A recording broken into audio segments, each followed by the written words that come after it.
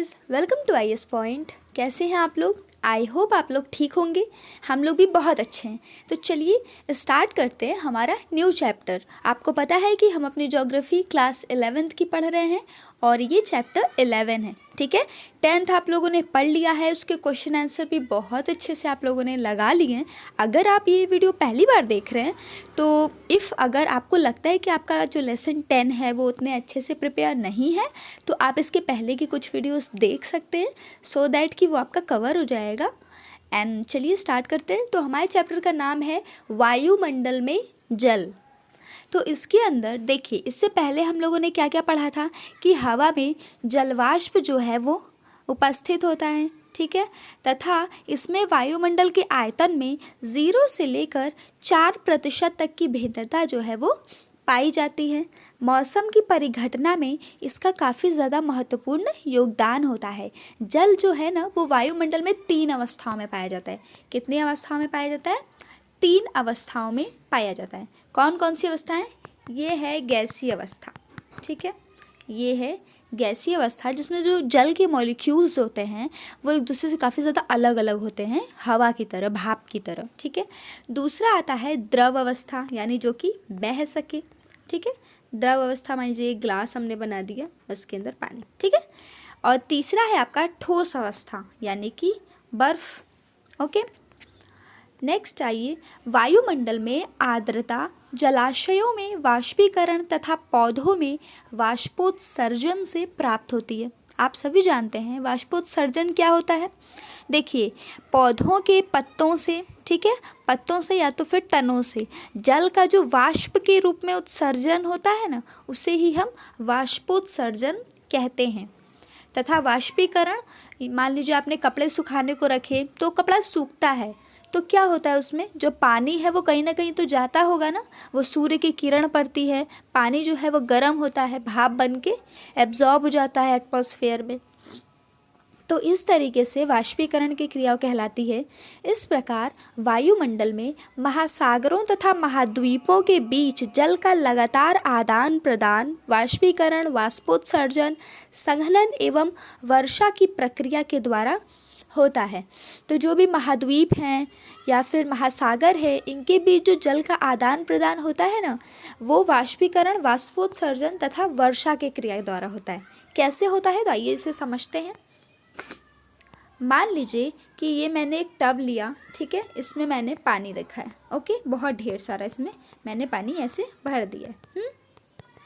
अब यहाँ पे सूर्य निकला, ठीक है, बहुत तेज धूप हुई। ओके, तो ये जो पानी है क्या होगा, ये भाप बन के उड़ेगा ना, पूरा पानी भाप बन के उड़ गया। ये कहाँ गया? मान लीजिए बादल हैं, वायुमंडल में एब्जॉर्ब हो गया। ठीक है, ऐसे ही मैंने 2-3 दिन तक किया, काफ़ी ज़्यादा मात्रा मैंने पानी रखा। ठीक है, तो ऐसा करने से क्या होगा कि फिर जो बादल हैं वो पानी को एब्जॉर्ब कर चुके हैं तो वो भर जाएंगे और फिर यहाँ पे क्या होगी, बारिश होगी। ठीक है, तो इस तरीके से आपको समझ आया कि जलवाष्प जो है, मतलब जल का जो आदान प्रदान है वो किस तरीके से होता है। ओके, हवा में मौजूद जलवाष्प को आर्द्रता कहते हैं। देखिए, आर्द्रता को अगर आप बहुत ही सिंपल वर्ड में देखेंगे तो उसे नमी कहते हैं। ठीक है, क्या कहते हैं? नमी। आपको ठंड में दिखाई देता है ना, जब आप सांस लेते हैं तो आपको मतलब आप सामने देख सकते हैं कि हवा उड़ती हुई आपको ठंड के मौसमों में स्पेशली दिखाई देती है। तो वो ही होता है आर्द्रता। मात्रात्मक दृष्टि से इसे विभिन्न प्रकार से हम व्यक्त कर सकते हैं। वायुमंडल में मौजूद जलवाष्प की जो वास्तविक मात्रा है उसे निरपेक्ष आर्द्रता कहा जाता है। क्या है? देखिए, वायुमंडल में एक जो निश्चित मात्रा होती है ना, निश्चित मात्रा जलवाष्प की, एक वास्तविक मात्रा जो कि ज्ञात हो, एक्यूरेट हो, उसे हम निरपेक्ष आर्द्रता कहते हैं। यह हवा के प्रति इकाई आयतन में जलवाष्प का वजन है एवं इसे ग्राम प्रति घन आयतन में व्यक्त किया जा सकता है। इसे कैसे व्यक्त करते हैं? ग्राम प्रति घन मीटर में। ठीक है, इसके रूप में इसे हम व्यक्त कर सकते हैं। हवा द्वारा जलवाष्प को ग्रहण करने की क्षमता को पूरी तरह से तापमान पर निर्भर किया जाता है। इसका मतलब जो हवा है वो कैसे जल को अवशोषित करेगी, वो पूरी तरीके से तापमान पे निर्भर होता है। अगर मान लीजिए बहुत कड़ी धूप में हवा चल रही है तो गर्म हवाएं होंगी जो कि वाटर को अच्छे से एब्जॉर्ब कर लेंगी, ठीक है। अगर वही बारिश का मौसम है, ठंडी का मौसम है, जब सूर्य नहीं है, तो जो ठंडी हवाएं होती हैं उनमें पहले से ही नमी होती है, तो वो भला क्यों एब्जॉर्ब करेंगी, तो वो उतनी अच्छे से एब्जॉर्ब नहीं करती हैं। इसीलिए ठंडी या फिर बरसात में कपड़े जो हैं वो नहीं सूखते हैं उतनी आसानी से। निरपेक्ष आर्द्रता पृथ्वी की सतह पर अलग अलग स्थानों में अलग अलग होती है। ये तो जानी हुई बात है कि हर जगह टेम्परेचर अलग होता है। अगर आप राजस्थान में कपड़े सुखाएंगे ना, अक्टूबर के मंथ में मान लीजिए, ठीक है, आपने राजस्थान में कपड़े सुखाने को रखे तो वहाँ गर्म हवाएं चलती हैं, लू चलती है परमानेंट पूरे साल, तो बहुत आसानी से कपड़े सूख जाएंगे।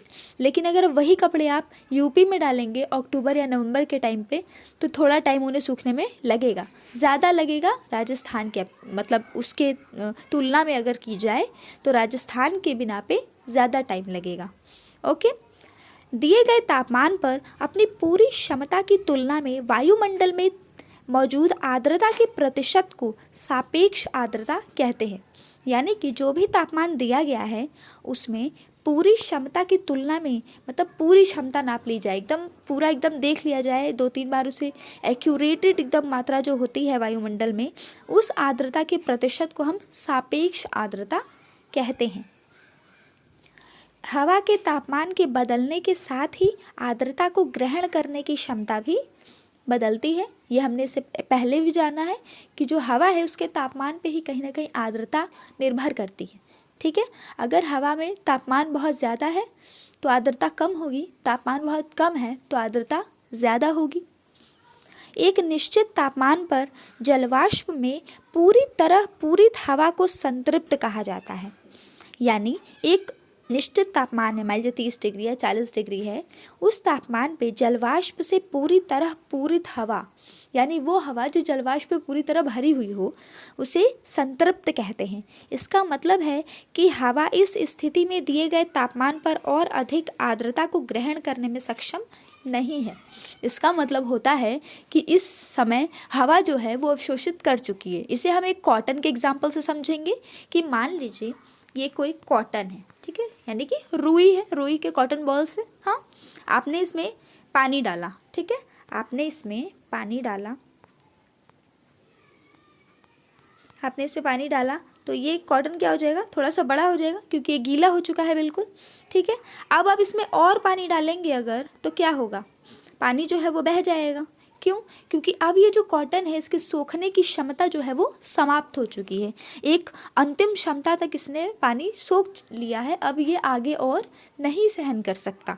उसी तरीके से हवा जो होती है उसकी भी एक क्षमता होती है कि हाँ वो इतनी क्षमता तक जो मॉइस्चर है, नमी है, उसे एब्जॉर्ब कर सकती है, उसके बाद वो एब्जॉर्ब नहीं कर सकती। ये क्षमता ही है जिसके कारण बारिश के मौसम में भी कपड़े नहीं सूखते हैं, क्योंकि उस समय हवा में नमी होती है, जितना वो सुखा सकती है फिर भी कपड़ों को सुखाती है, लेकिन उसकी नमी जब ख़त्म हो जाती है तो कपड़े नहीं सूखते हैं, वो दिन भर गीले के गीले ही रह जाते हैं। नेक्स्ट है आपका वाष्पीकरण तथा संघनन। तो वाष्पीकरण आपने जाना कि वायुमंडल में जलवाष्प की मात्रा वाष्पीकरण तथा संघनन के कारण क्रमशः घटती और बढ़ती रहती है। वाष्पीकरण क्या है? जिसके द्वारा जल द्रव से गैसीय अवस्था में परिवर्तित होता है। द्रव से गैसीय अवस्था में परिवर्तित होता है। वाष्पीकरण का मुख्य कारण क्या है? ताप है। अब देखिए, बहुत ही सिंपल सी चीज़ है कि अगर आपने एक कटोरी या भगोने में पानी लिया, आपने उसे गैस पे या इंडक्शन पे या चूल्हे पे कहीं भी रखा, तो कुछ समय बाद वो पानी थोड़ा सा कम हो जाएगा अगर आप उसे 10 से 20 मिनट के लिए छोड़ देंगे तो। क्यों? क्योंकि जल जो है उसका वाष्पीकरण हो गया। तो ये जो वाष्पीकरण का मुख्य कारण आपको क्या लगा? अगर आप उसे धूप में भी रखते तो भी होता ना। अगर आप मान लीजिए एक बाल्टी भर पानी एकदम कड़ी धूप में अपने छत पे रख दिए, ठीक है, तो कुछ समय बाद आप देखेंगे कि मान लीजिए अगर इतना पानी था तो 2 से 3 घंटे बाद इतना पानी हो जाएगा। तो ये जो जल है, जो एक्सेप्ट बचा हुआ जल था, वो वाष्प बन के उड़ गया, वायुमंडल में चला गया। इसे ही वाष्पीकरण की, और वाष्पीकरण का कारक क्या था? मेन कारण क्या था? क्यों हुआ वाष्पीकरण? क्यों ये जो जल है ये वाष्प बन के उड़ा? सूर्य की उपस्थिति के कारण, यानी कि ताप की उपस्थिति के कारण, ठीक है। जिस तापमान पर जल वाष्पीकृत होना शुरू करता है उसे वाष्पीकरण की गुप्त ऊष्मा कहते हैं। देखिए इंपॉर्टेंट क्वेश्चन है, आपसे पूछा भी जा सकता है, तो आप इसे याद रखिएगा कि जिस तापमान पे जल जो है या कोई भी लिक्विड जो है वो वाष्प बनना स्टार्ट होता है उसे ही वाष्पीकरण की गुप्त ऊष्मा कहते हैं। नेक्स्ट है आपका, दिए गए हवा के अंश में जल को अवशोषित करने एवं धारण रखने की क्षमता तापमान में वृद्धि के साथ बढ़ती है। यदि टेम्परेचर बढ़ जाएगा तो जो हवा है वो जल्दी जल्दी ड्राई होगी, जल्दी जल्दी शुष्क हो जाएगी और वो जल्दी जल्दी नमी को सोखेगी, जिससे कि कपड़े जल्दी सूख जाएंगे। ठीक है। जलवाष्प का जल के रूप में बदलना संघनन कहलाता है। देखिए अब आपको मैं वाष्पीकरण और संघनन एक ही एग्जाम्पल से समझाती हूँ। ठीक है। मान लीजिए ये गैस है, ओके, ये हमने आग जलाई, ठीक है। अब ये प्लेट है इसके ऊपर, ठीक है, इसके ऊपर हमने भगोना रख दिया या कटोरी रख दी, ओके। ये है हमारा पानी, ओके। अब हमने इसे गर्म किया एक निश्चित, मान लीजिए हमने 30 डिग्री टेम्परेचर कर दिया कम से कम 20 मिनट के लिए, ठीक है। तो जो पानी है वो उबलेगा और फिर ये भाप बन के यानी वाष्प के रूप में उड़ेगा, ठीक है। और इसके ऊपर आप क्या कीजिए, एक प्लेट रख दीजिए। क्या रखेंगे आप इसके ऊपर, एक प्लेट से इसे आप ढक दीजिए। ये हमने एक प्लेट ली और इसे हमने अच्छे से कवर अप कर दिया, तो क्या होगा कि ये जो जल वाष्प बन के उड़ रहा था ना, ये जाके इसी पे एकत्रित हो जाएगा, ओके। आपने देखा होगा जब आप दूध गर्म करते हैं या उबालते हैं, उसके बाद जब उसे प्लेट से ढक देते हैं तो कुछ देर बाद जब आप उस प्लेट को पलटते हैं तो क्या होता है, ये मान लीजिए हमने प्लेट लिया, अब हम इसे उल्टा करेंगे, ठीक है। तो इस पर हम क्या पाते हैं कि जल की काफ़ी सारी बूंदें इस पर होती हैं ना, जल का भाप स्वरूप इस पर होता है। क्यों? क्योंकि जो जल है ये जब वाष्प बन के उड़ा तो ये वायुमंडल में नहीं जा पाया, बीच में एक अवरोधक आ गया जिसने इसे रोक लिया, तो ये वहीं पर एकत्रित हो जाता है। और जब ये एकत्रित होता है तो फिर ये फिर लिक्विड बन के ही गिरता है ना। जब प्लेट को ऐसे सीधा करेंगे तो देखेंगे पानी गिर रहा है, वो गर्म पानी होता है, ठीक है। तो यही है कि भाप बन के उड़ने की क्रिया को क्या कहते हैं, वाष्पीकरण कहते हैं। और जब भाप बन के उड़ा हुआ जल पुनः द्रव बनकर वापस गिर जाए तो उस क्रिया को क्या कहते हैं, संघनन कहते हैं। क्या कहते हैं, संघनन कहते हैं। यानी कि जलवाष्प का जल के रूप में बदलने की क्रिया को ही क्या कहते हैं, संघनन कहते हैं। आगे चलते हैं। ऊष्मा का ह्रास ही संघनन का कारण होता है। जब आर्द्र हवा ठंडी होती है तब उसमें जल को धारण करने की जो क्षमता है वो समाप्त हो जाती है, तब अतिरिक्त जलवाष्प द्रव में संघनित हो जाता है। या फिर मान लीजिए आपने कोई एक ऐसी चीज़ रखी, आपने कोई दूध का भगोना गर्म कर लिया, ठीक है। एक ऐसा बर्तन रखा जिस पे कपड़ा लगा हुआ है, ठीक है।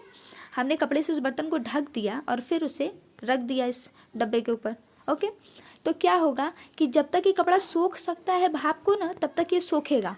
लेकिन जब इसकी जो सोखने की क्षमता है जब वो समाप्त हो जाएगी, जो जल, मान लीजिए कि ये हवा है, ये जो कपड़ा है ये हवा है, इसकी आर्द्रता जब कहीं ना कहीं कम हो जाएगी तो क्या होगा, जल जो है वो द्रव के रूप में एकत्रित हो जाएगा। इसे ही हम संघनन और वाष्पीकरण कहते हैं। तो आपको ये समझ आया, डाउट क्लियर हो गए ना। अगर कोई दिक्कत है, नहीं समझ आया तो आप इसे पूछ सकते हैं। नेक्स्ट आइए आते हैं ओस। अब हम जानेंगे ओस क्या होता है। वैसे तो आपने देखा ही होगा कि ठंड के मौसमों में कैसे बाहर पत्तों हर जगह ओस जमा हो जाती है। तो उसका कारण क्या है, तो आइए जानते हैं।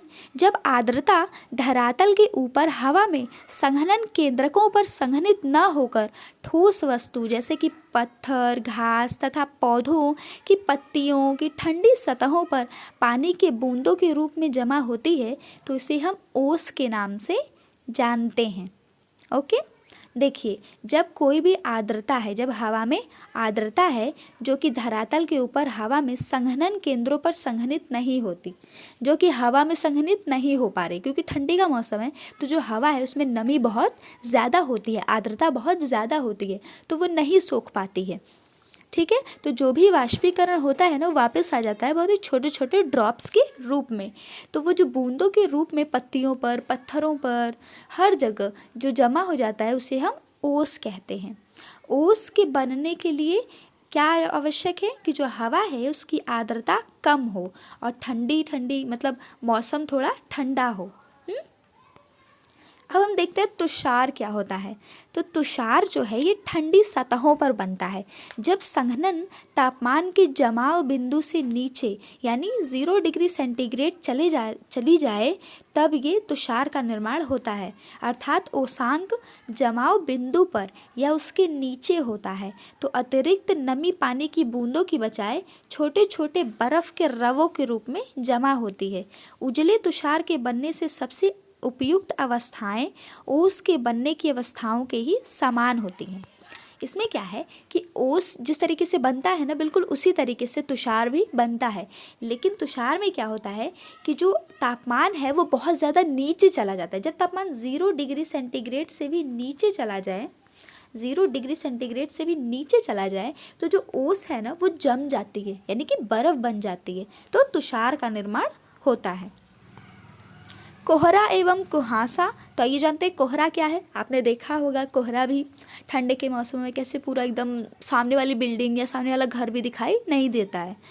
तो जब बहुत अधिक मात्रा में जलवाष्प से भरी हुई वायु सनहती अचानक नीचे की ओर गिरती है, तब छोटे छोटे धूल कणों के ऊपर ही संघनन की प्रक्रिया होती है। इसलिए कोहरा एक बादल है जिसका आधार सतह पर या सतह के बहुत नज़दीक होता है।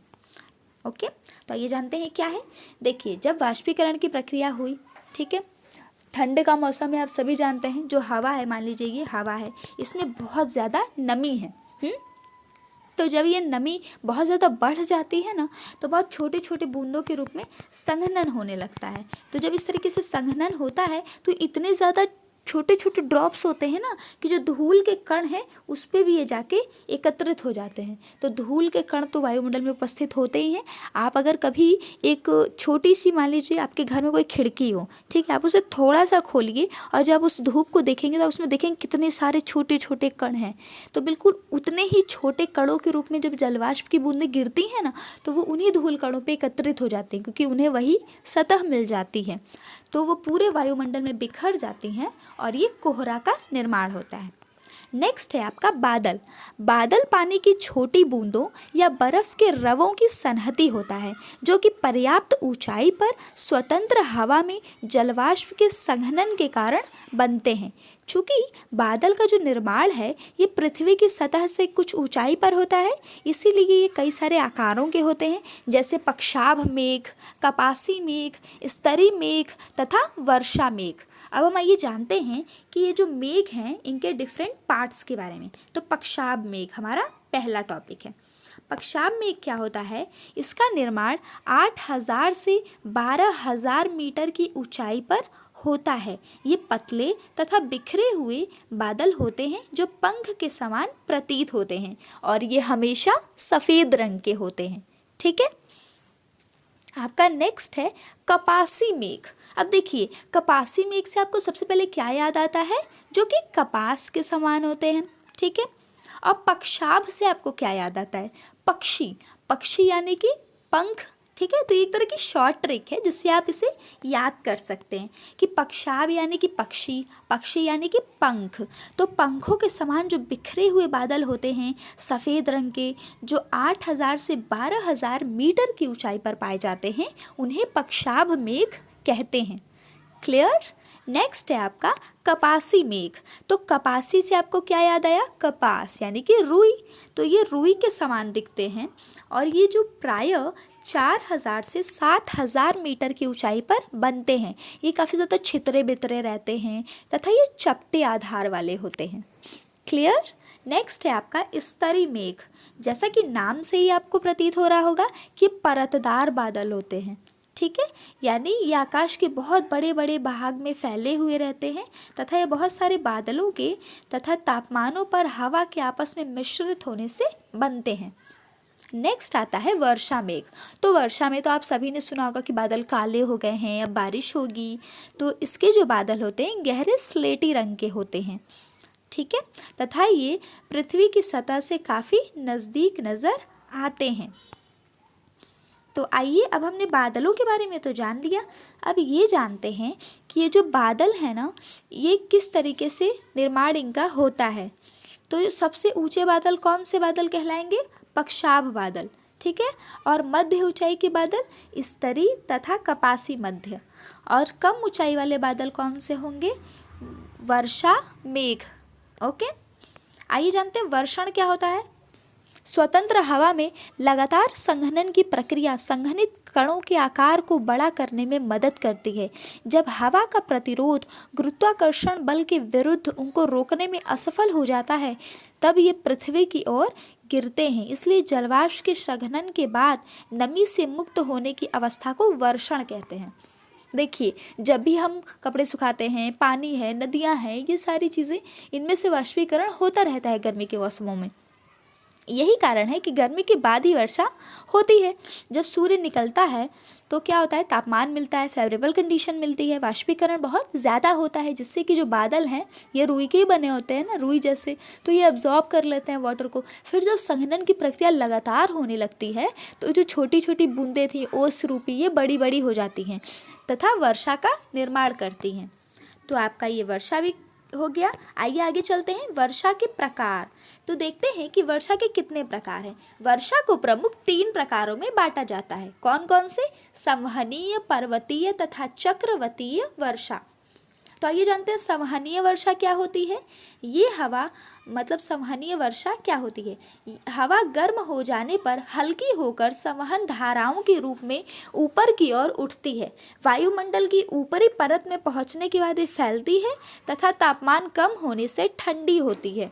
यह तापमान के कम होने पे ठंडी होती है, जिसके परिणाम स्वरूप संघनन की क्रिया होती है और कपासी मेघों का निर्माण होता है तथा गरज एवं बिजली के साथ मूसलाधार वर्षा होती है। पर्वतीय वर्षा, यह संतृप्त वायु की सन्हती पर्वतीय ढाल पर आती हैं। यह ऊपर उठने के लिए तब बाध्य हो जाती हैं तथा जैसे कि ऊपर की ओर उठती हैं ये फैल जाती हैं तथा संघनित होती हैं। इस वर्षा का प्रमुख गुण क्या है कि पवन भिमुख ढाल पर सबसे अधिक वर्षा होती है तथा वर्षा होने के बाद ये हवाएं दूसरे ढाल पर पहुंचती हैं और नीचे की ओर उतरती हैं तथा उनका जो तापमान है वो बढ़ जाता है और आर्द्रता धारण करने की क्षमता भी बढ़ जाती है। नेक्स्ट है आपका चक्रवाती वर्षा। इस चक्रवाती वर्षा में जो वर्षा होती है चक्रवाती वर्षा रूपी होती है। इसे अब अध्याय 10 में भी समझाया गया है, तो आप इसे जाके पढ़ सकते हैं। संसार में वर्षा वितरण, तो आप सभी जानते हैं कि हर जगह एक समान वर्षा तो नहीं होती, हर जगह डिफरेंट वर्षाएं होती हैं, मतलब हर जगह अलग अलग मौसम में वर्षा होती है। सामान्य तौर पर हम विषुवत वृत्त से ध्रुव की तरफ जाते हैं तो वर्षा की जो मात्रा है वो धीरे धीरे घटती जाती है। विश्व के तटीय क्षेत्रों में महाद्वीपीय के भीतरी भागों की अपेक्षा अधिक वर्षा होती है। विश्व के स्थलीय भागों की अपेक्षा महासागर के ऊपर अधिक वर्षा होती है। देखिए, जहाँ भी नदी या सागर है वहाँ पे अधिक वर्षा होगी, क्योंकि वहाँ पे जो वाष्पीकरण है वो क्रिया भी बहुत अधिक होती है, इसी कारण वहाँ पे वर्षा भी तेज़ होती है।